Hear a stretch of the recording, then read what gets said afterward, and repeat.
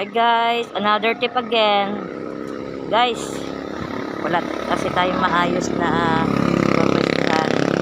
Ito guys once nasa busy road ka, yung like Daang Hari or whatsoever, or EDSA ba yan, o C5 o Osmeña ba yan, ito guys halimbawa, ito palagay mo na dito na lang tayo guys sa tabi, baka ayan ang motor ko imagine guys yan yung motor ko.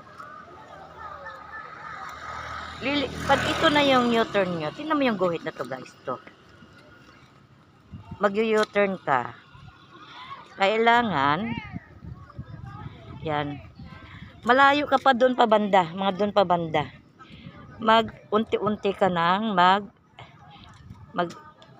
pakakaliwa lang pa konti-konti hanggang sa makapag U-turn ka na doon, dandahan pa kaliwa mo.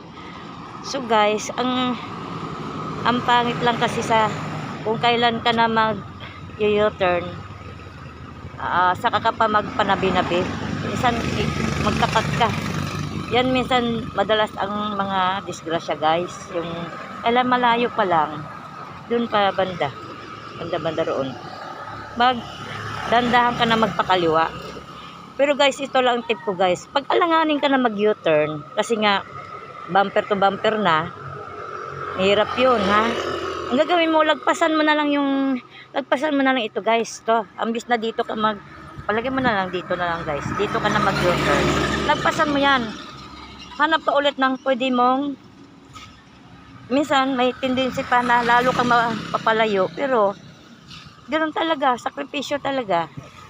Nagkamali ka na for safety guys, safety tips lang guys, kailangan, kasi sa dami ko na experience sa kalsada guys, naku guys, kung makita nyo lang kung ilang tao na nakita ko nabulagta sa daan.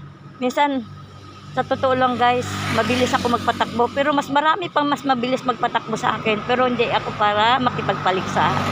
Alam mo guys bakit? Ang number one mong titingnan minsan lalo sa gabi, yung lubak. Tatlong beses na ako minsan papatayin ng lubak na yan. Minsan pag iniwasan mo, hindi mo akalain may mabilis na nakasunod.